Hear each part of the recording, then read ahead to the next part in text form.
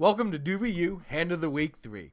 Today we'll be playing from the cutoff and facing another tough river decision. We're dealt Ace, King, Jack, 9, triple suited, with a rundown with 2 gaps in it. It's limped. Villain 12 decides to raise it pot.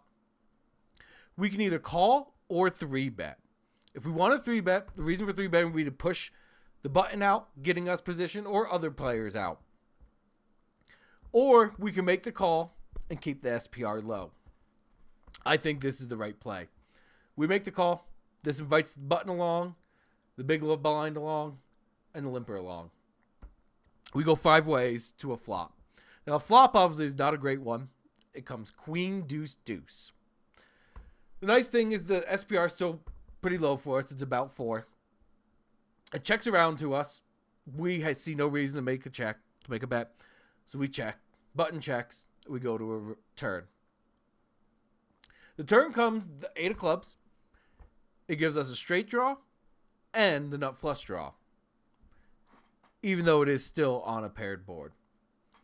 This time, Villain 12 decides to make us about a half pot bet.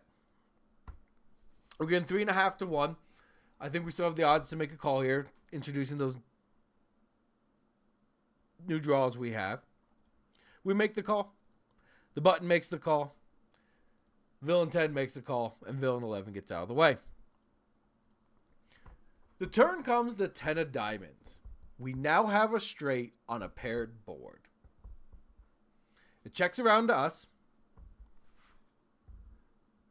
We think we can make a small bet for value here, targeting something like Ace 2 or any other trip 2s. So we make a half pot bet. The button gets out of the way, and Villain 10 decides to check raise us. Villain 12 gets out of the way, and we have a decision to make. We can either make the call.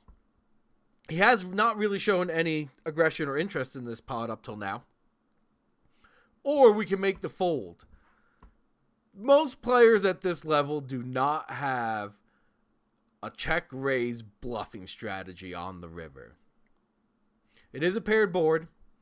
We made a bet to target a certain range. We get check raised. What is the correct play?